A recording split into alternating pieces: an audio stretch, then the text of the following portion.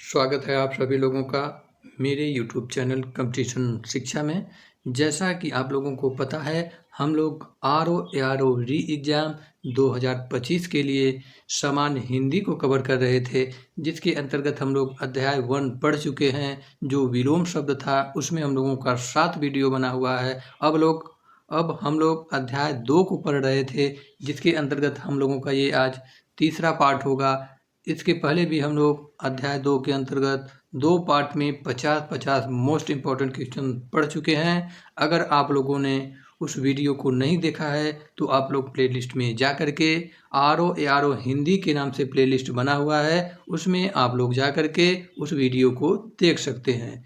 आज ये हम लोगों का क्वेश्चन नंबर 151 से क्वेश्चन नंबर 200 तक होगा, जो 50 मोस्ट इम्पॉर्टेंट क्वेश्चन होने वाले हैं। तो आइए आप लोगों का समय न बर्बाद करते हुए शुरू करते हैं हम लोग क्वेश्चन नंबर 151 से, जो कह रहा है कि जो कठिनाई से समझने योग्य है के लिए एक शब्द है। तो जो कठिनाई से समझने योग्य है उसे हम लोग क्या कहते हैं? उसे हम लोग कहते हैं दुर्बोध। ऑप्शन नंबर ए सही हो जाएगा क्वेश्चन नंबर 151 का। अब क्वेश्चन नंबर 152 कह रहा है, जो पहले था पर अब नहीं है के लिए एक शब्द है। तो जो पहले था पर अब नहीं है उसे हम लोग कहते हैं भूतपूर्व। ऑप्शन नंबर ए सही हो जाएगा क्वेश्चन नंबर 152 का। क्वेश्चन नंबर 153 कह रहा है, जिसे जानने की इच्छा है के लिए एक शब्द है। तो जिसे जानने की इच्छा है उसे हम लोग क्या कहते हैं? उसे हम लोग कहते हैं जिज्ञासु। ऑप्शन नंबर सी सही हो जाएगा। अब आइए देखते हैं हम लोग क्वेश्चन नंबर 154 क्या कह रहा है, महल के भीतर भाग को किस शब्द में जानते हैं? क्वेश्चन नंबर 154 कह रहा है, महल के भीतरी भाग को किस शब्द से जानते हैं? तो उसे हम लोग कहते हैं अंतःपुर। ऑप्शन नंबर डी सही हो जाएगा हम लोगों का। उसे हम लोग क्या कहते हैं? उसे हम लोग कहते हैं अंतःपुर। ऑप्शन नंबर डी सही हो जाएगा। अब ये देखिए, जो आप लोगों का क्वेश्चन नंबर 154 है वह आपका यूपी RO मेंस परीक्षा 2013 में आया हुआ प्रश्न है। अब आइए देखते हैं हम लोग क्वेश्चन नंबर 155 क्या कह रहा है, झगड़ा लगाने वाला मनुष्य एक शब्द में कहा जाता है। तो झगड़ा लगाने वाला मनुष्य क्या कहलाता है? उसे हम लोग कहते हैं नारद। ऑप्शन नंबर ए सही हो जाएगा। अब देखते हैं हम लोग क्वेश्चन नंबर 156 क्या कर रहा है, पति युक्ता स्त्री को एक शब्द में कहते हैं। पति युक्ता स्त्री को हम लोग क्या कहते हैं? उसे हम लोग कहते हैं सधवा। ऑप्शन नंबर बी सही हो जाएगा। क्वेश्चन नंबर 157 कह रहा है, जो हमेशा रहने वाला है उसको कहते हैं। तो जो हमेशा रहने वाला है उसे हम लोग कहते हैं शाश्वत। ऑप्शन नंबर सी सही हो जाएगा। अब आइए देखते हैं हम लोग क्वेश्चन नंबर 158 क्या कह रहा है। कह रहा है कि जिस पेड़ के पत्ते झड़ गए हो के लिए एक शब्द है। तो जिस पेड़ के पत्ते झड़ गए हो उसे हम लोग कहते हैं अपत। ऑप्शन नंबर सी सही हो जाएगा। उसे हम लोग क्या कहते हैं? उसे हम लोग कहते हैं अपत। क्वेश्चन नंबर 159 कह रहा है, जो युद्ध में स्थिर है उसे कहते हैं। तो जो युद्ध में स्थिर है उसे हम लोग कहते हैं युधिष्ठिर। ऑप्शन नंबर डी सही हो जाएगा। अब आइए देखते हैं हम लोग क्वेश्चन नंबर 160 कह रहा है कि जिस पुरुष की पत्नी साथ नहीं है वाक्यांश के लिए एक शब्द है। तो जिस पुरुष की पत्नी साथ नहीं है उसे हम लोग कहते हैं विपत्निक। ऑप्शन नंबर बी सही हो जाएगा। उसे हम लोग क्या कहते हैं? उसे हम लोग कहते हैं विपत्निक। अब ये देखिए, जो आप लोगों का क्वेश्चन नंबर 160 है वह यूपी RO मेंस परीक्षा 2010 में आया हुआ प्रश्न है। देखिए, आप लोग जो यहाँ पे पढ़ रहे हैं, आप लोगों को प्री परीक्षा में वह काम तो देगा ही देगा, उसके साथ में वह आपको मेंस परीक्षा में भी काम देगा। आइए देखते हैं क्वेश्चन नंबर 161 क्या कह रहा है, तैरने की इच्छा को कहते हैं। तो तैरने की इच्छा को हम लोग कहते हैं तितीर्षा। ऑप्शन नंबर ए सही हो जाएगा। क्वेश्चन नंबर 162 देखते हैं। कह रहा है कि जिसे प्रमाण द्वारा सिद्ध न किया जा सके उसके लिए सही शब्द है। तो जिसे प्रमाण द्वारा सिद्ध न किया जा सके उसे हम लोग कहते हैं अप्रमेय। क्या कहते हैं? उसे हम लोग कहते हैं अप्रमेय। ऑप्शन नंबर बी सही हो जाएगा। क्वेश्चन नंबर 163 कह रहा है, अपना उद्देश्य पूर्ण होने पर संतुष्ट ऐसे व्यक्ति के लिए एक शब्द है। तो अपना उद्देश्य पूर्ण होने पर संतुष्ट को क्या कहते हैं? उसे हम लोग कहते हैं कृतार्थ। ऑप्शन नंबर बी सही हो जाएगा। आइए देखते हैं क्वेश्चन नंबर 164 कह रहा है, उत्तराधिकार में प्राप्त संपत्ति के लिए एक शब्द है। तो ऐसी संपत्ति जो उत्तराधिकार में प्राप्त होती है उसे हम लोग क्या कहते हैं? उसे हम लोग कहते हैं रिक्त। ऑप्शन नंबर सी सही हो जाएगा। अब ये देखिए, आपका यूपी आरओ प्री परीक्षा 2010 में आया हुआ है और यही प्रश्न यूपी पीसीएस मेंस 2015 में आया हुआ है और ये प्रश्न यूपी लोअर मेंस परीक्षा 2009 में भी आया हुआ प्रश्न है। अब आइए देखते हैं हम लोग क्वेश्चन नंबर 165 क्या कह रहा है? कह रहा है कि हाथी की पीठ पर रखा जाने वाला आसन के लिए शुद्ध शब्द है।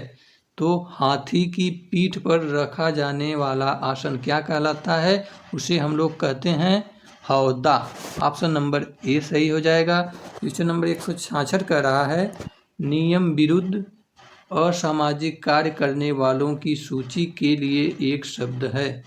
तो नियम विरुद्ध असामाजिक कार्य करने वालों की सूची क्या कहलाती है? उसे हम लोग कहते हैं काली सूची, यानी उसे हम लोग कहते हैं black list. Option number B सही हो जाएगा। अब आइए देखते हैं हम लोग क्वेश्चन नंबर 167 क्या कह रहा है? क्वेश्चन नंबर 167 कह रहा है, गिरा हुआ के लिए एक शब्द है। तो गिरा हुआ के लिए एक शब्द क्या है? उसे हम लोग कहते हैं पतित। ऑप्शन नंबर सी सही हो जाएगा। अब आइए देखते हैं हम लोग क्वेश्चन नंबर 168 क्या कह रहा है? कह रहा है कि उपनिवेश से संबंध हो जिसका उसके लिए एक शब्द है। तो उपनिवेश से संबंध हो जिसका उसको हम लोग क्या कहते हैं? उसे हम लोग कहते हैं औपनिवेशिक। ऑप्शन नंबर सी सही हो जाएगा। अब देखिए, इसे हम लोग याद कैसे करेंगे? तो इसे हम लोग याद करेंगे, उपनिवेश से संबंध हो जिसका उसे हम लोग क्या कहते हैं? उसे हम लोग कहते हैं औपनिवेशिक। औपनिवेशिक, औपनिवेशिक। जब इसे आप लोग लगातार 4 से 5 बार बोलेंगे तो यह आपको हमेशा के लिए याद हो जाएगा। अब आइए देखते हैं हम लोग क्वेश्चन नंबर 169 क्या कह रहा है? कह रहा है कि निम्नलिखित वाक्य खंडों में से एक के लिए प्रयुक्त होने वाला शब्द है। वह शब्द है स्वयंसेवक। तो हम लोग स्वयंसेवक किसे कहते हैं? तो अपनी इच्छा से दूसरों की सेवा करने वाला क्या कहलाता है? उसे हम लोग कहते हैं स्वयंसेवक। इस प्रकार हम लोगों का क्वेश्चन नंबर 169 का उत्तर निकल करके आ जाएगा। ऑप्शन नंबर डी सही हो जाएगा। अब आइए देखते हैं हम लोग क्वेश्चन नंबर 170 क्या कह रहा है? इनमें से एक के लिए प्रयोज्य शब्द है। असुरम पश्या। असुरम पश्या किसे कहते हैं? तो रनिवास में कड़े पर्दे में रहने वाली स्त्री क्या कहलाती है? उसे हम लोग कहते हैं असुरम पश्या। ऑप्शन नंबर बी सही हो जाएगा। क्वेश्चन नंबर 171 देखते हैं। कह रहा है कि गुरु के समीप रहकर शिक्षा ग्रहण करने वाला के लिए एक शब्द है। तो गुरु के समीप रहकर शिक्षा ग्रहण करने वाला क्या कहलाता है? उसे हम लोग कहते हैं अंतेवासी। क्या कहते हैं? उसे हम लोग कहते हैं अंतेवासी। ऑप्शन नंबर बी सही हो जाएगा। अब देखिए, यह भी प्रश्न आप लोगों का यूपी आरओ प्री परीक्षा 2010 में आया हुआ प्रश्न है। तो क्वेश्चन नंबर 172 क्या कह रहा है? व्याकरण के ज्ञाता के लिए एक शब्द है। तो व्याकरण के ज्ञाता को क्या कहते हैं? उसे हम लोग कहते हैं वैयाकरण। ऑप्शन नंबर सी सही हो जाएगा। क्वेश्चन नंबर 173 कह रहा है, जो किए गए उपकार को मानता हो के लिए एक शब्द लिखिए। तो जो किए गए उपकार को मानता हो उसे हम लोग कहते हैं कृतज्ञ। ऑप्शन नंबर सी सही हो जाएगा। तो जो किए गए उपकार को मानता है उसे हम लोग कहते हैं कृतज्ञ। और इसके ठीक विपरीत एक प्रश्न अगर पूछा जाए कि जो किए गए उपकार को न मानता हो उसे हम लोग क्या कहते हैं? तब हमारा उत्तर होता कृतज्ञ। उस स्थिति में हमारा ऑप्शन नंबर बी उत्तर होता। अब आइए देखते हैं हम लोग क्वेश्चन नंबर 174 क्या कर रहा है? क्वेश्चन नंबर 174 कह रहा है बच्चों को सुलाने के लिए गाया जाने वाला गीत है। तो बच्चों को सुलाने के लिए जो गाया जाने वाला गीत है उसे हम लोग कहते हैं लोरी। ऑप्शन नंबर डी सही हो जाएगा। अब आइए देखते हैं हम लोग क्वेश्चन नंबर 175 क्या कह रहा है। क्वेश्चन नंबर 175 कह रहा है जो नभ में चलता है के लिए एक शब्द है। तो जो नभ में चलता है उसे हम लोग कहते हैं खेचर। ऑप्शन नंबर सी सही हो जाएगा। क्वेश्चन नंबर 176 कह रहा है बढ़ा चढ़ाकर कहना के लिए एक शब्द है। तो बढ़ा चढ़ाकर कहना क्या कहलाता है? उसे हम लोग कहते हैं अतिशयोक्ति। ऑप्शन नंबर बी सही हो जाएगा। अब आइए देखते हैं हम लोग क्वेश्चन नंबर 177 क्या कह रहा है अज्ञ का क्या अर्थ है। तो अज्ञ का क्या अर्थ है? तो इसे हम लोग कहते हैं जो कुछ भी नहीं जानता हो उसे हम लोग कहते हैं अज्ञ। ऑप्शन नंबर सी सही हो जाएगा। अब आइए देखते हैं हम लोग क्वेश्चन नंबर 178 क्या कह रहा है प्रतिपदा का उपयुक्त अर्थ है। तो प्रतिपदा हम लोग किसे कहते हैं? जो पक्ष की पहली तिथि होती है उसे हम लोग कहते हैं प्रतिपदा। ऑप्शन नंबर सी सही हो जाएगा। क्वेश्चन नंबर 179 देखते हैं कह रहा है कि जो ईश्वर पर विश्वास करता हो इस वाक्यांश के लिए सही शब्द कौन सा है? तो जो ईश्वर पर विश्वास करता है उसे हम लोग कहते हैं आस्तिक। ऑप्शन डी सही हो जाएगा। अब यहीं पर अगर हम लोगों का प्रश्न पूछता कि जो ईश्वर पर विश्वास न करता हो तो हमारा उत्तर होता नास्तिक। क्वेश्चन नंबर 180 देखते हैं जो कह रहा है कि इनमें से कौन सा वाक्य आस्तिक शब्द के लिए उपयुक्त है। अब देखिए जो हम लोग क्वेश्चन नंबर 179 पढ़े हैं सेम वही प्रश्न क्वेश्चन नंबर 180 में भी पूछ रहा है, लेकिन यहाँ पर पूछने का तरीका अलग हो गया है। तो आस्तिक किसे कहते हैं हम लोग? जो ईश्वर के प्रति आस्थावान होता है उसे हम लोग कहते हैं आस्तिक। ऑप्शन नंबर सी सही हो जाएगा। आइए देखते हैं क्वेश्चन नंबर 181 क्या कह रहा है जिसकी उत्पत्ति स्वभावगत न हो इस वाक्यांश के लिए शब्द कौन सा है? तो जिसकी उत्पत्ति स्वभावगत न हो उसे हम लोग कहते हैं कृत्रिम। ऑप्शन नंबर बी सही हो जाएगा। क्वेश्चन नंबर 182 कह रहा है जो कहा न जा सके इस वाक्यांश के लिए सही शब्द कौन सा है? तो जो कहा न जा सके उसे हम लोग कहते हैं अकथनीय। ऑप्शन नंबर डी सही हो जाएगा। अब आइए देखते हैं क्वेश्चन नंबर 183 क्या कह रहा है। कह रहा है कि जिसका जन्म पहले हुआ हो इस वाक्यांश के लिए सही शब्द कौन सा है? तो जिसका जन्म पहले हुआ हो उसे हम लोग कहते हैं अग्रज। ऑप्शन ए सही हो जाएगा क्वेश्चन नंबर 183 का। अगर यहाँ पर यह प्रश्न पूछा जाता कि जिसका जन्म बाद में हुआ हो तो उसे हम लोग क्या कहते हैं? तो उसे हम लोग कहेंगे अनुज। ऑप्शन नंबर बी सही हो जाता। अब आइए देखते हैं क्वेश्चन नंबर 184 क्या कह रहा है अप्रत्याशित का अर्थ क्या होगा? तो अप्रत्याशित किसे कहते हैं? तो जिसकी पहले से कोई आशा न हो उसे हम लोग कहते हैं अप्रत्याशित। ऑप्शन नंबर ए सही हो जाएगा। क्वेश्चन नंबर 185 कह रहा है शक्तिशाली दयालु और योद्धा नायक के लिए इनमें से उपयुक्त शब्द कौन सा है? तो शक्तिशाली दयालु और योद्धा नायक को हम लोग क्या कहते हैं? उसे हम लोग कहते हैं धीरोदात्त। ऑप्शन नंबर सी सही हो जाएगा। अब आइए देखते हैं हम लोग क्वेश्चन नंबर 186 क्या कह रहा है सावधान रहने वाला व्यक्ति इस वाक्यांश के लिए सही शब्द कौन सा है? तो सावधान रहने वाला व्यक्ति क्या कहलाता है? उसे हम लोग कहते हैं सतर्क। ऑप्शन नंबर ए सही हो जाएगा। क्वेश्चन नंबर 187 क्या कह रहा है? कह रहा है कि नीति ज्ञान रखने वाला इस वाक्यांश के लिए उपयुक्त शब्द लिखिए। तो नीति ज्ञान रखने वाला क्या कहलाता है? उसे हम लोग कहते हैं नीतिज्ञ। ऑप्शन नंबर बी सही हो जाएगा। उसे हम लोग क्या कहते हैं? उसे हम लोग कहते हैं नीतिज्ञ। आइए देखते हैं हम लोग क्वेश्चन नंबर 188 क्या कह रहा है। क्वेश्चन नंबर 188 कह रहा है कि सबसे पहले गिना जाने वाला के लिए इनमें से उपयुक्त शब्द क्या है? तो सबसे पहले गिना जाने वाला क्या कहलाता है? उसे हम लोग कहते हैं अग्रगण्य। ऑप्शन नंबर डी सही हो जाएगा। क्वेश्चन नंबर 189 क्या कह रहा है? कह रहा है कि जिसकी दो माताएं हों के लिए इनमें से उपयुक्त शब्द क्या है? तो जिसकी दो माताएं हो उसे हम लोग कहते हैं द्वैमातुर। ऑप्शन नंबर ए सही हो जाएगा। उसे हम लोग क्या कहते हैं? उसे हम लोग कहते हैं द्वैमातुर। क्वेश्चन नंबर 190 देखते हैं। कह रहा है कि बुरे भाव से की गई संधि को कहते हैं। तो बुरे भाव से की गई संधि को कहते हैं दुरभिसंधि। ऑप्शन नंबर ए सही हो जाएगा। उसे हम लोग कहते हैं दुरभिसंधि। क्वेश्चन नंबर 191 कह रहा है हर समय दूसरों की कमियां ढूंढने वाला वाक्यांश के लिए सार्थक शब्द होगा।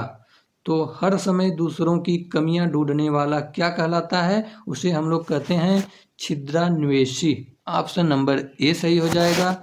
अब आइए देखते हैं हम लोग क्वेश्चन नंबर 192। कह रहा है कि तीनों लोकों का स्वामी इस वाक्यांश के लिए सही शब्द कौन सा है? तो तीनों लोकों का स्वामी क्या कहलाता है? उसे हम लोग कहते हैं त्रिलोकी। ऑप्शन नंबर डी सही हो जाएगा। क्वेश्चन नंबर 193 कह रहा है जो दंड पाने योग्य हो इस वाक्यांश के लिए सही शब्द कौन सा है? तो जो दंड पाने योग्य हो उसे हम लोग कहते हैं दंडनीय। ऑप्शन नंबर सी सही हो जाएगा। अब आइए देखते हैं हम लोग क्वेश्चन नंबर 194 क्या कह रहा है? कह रहा है कि जहाँ जाना संभव न हो इस वाक्यांश के लिए सही शब्द कौन सा है? तो जहाँ जाना संभव न हो उसे हम लोग कहते हैं अगम। क्या कहते हैं? उसे हम लोग कहते हैं अगम। ऑप्शन नंबर ए सही हो जाएगा। क्वेश्चन नंबर 195 कह रहा है इनमें से जो न जानता हो के लिए उपयुक्त शब्द क्या है? तो जो न जानता हो उसे हम लोग क्या कहते हैं? उसे हम लोग कहते हैं अज्ञ और उसे हम लोग अज्ञानी भी कहते हैं। इस प्रकार जो हम लोगों का क्वेश्चन नंबर 195 है उसका दो उत्तर है, अज्ञ और अज्ञानी, यानी option number B and D दोनों सही है। अब आइए देखते हैं हम लोग क्वेश्चन नंबर 196 क्या कह रहा है। क्वेश्चन नंबर 196 कह रहा है तैरने की इच्छा के लिए इनमें से उपयुक्त शब्द कौन सा है? तो तैरने की इच्छा क्या कहलाती है? उसे हम लोग कहते हैं तितीर्षा। ऑप्शन नंबर ए सही हो जाएगा। अभी देखिए ये जो क्वेश्चन नंबर 196 है यह आपका यूपीएसआई परीक्षा 2021 में आया हुआ प्रश्न है। अब आइए देखते हैं हम लोग क्वेश्चन नंबर 197 कह रहा है कि दक्षिण और पश्चिम के बीच की दिशा क्वेश्चन नंबर 197 कह रहा है दक्षिण और पश्चिम के बीच की दिशा के लिए सार्थक शब्द होगा।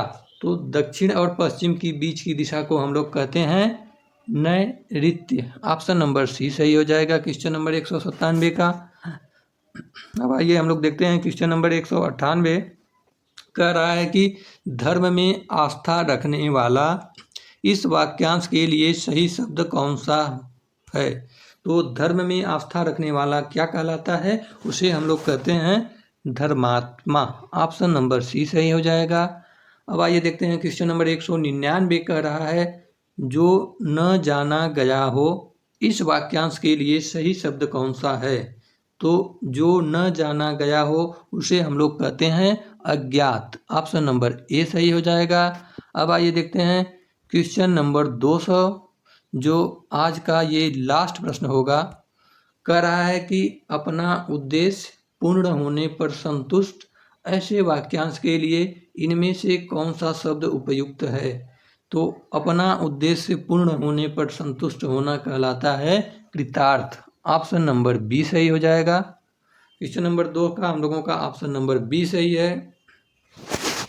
अगर आप लोगों को यह वीडियो पसंद आ रहा है तो आप लोग लाइक, सब्सक्राइब एंड शेयर जरूर करें।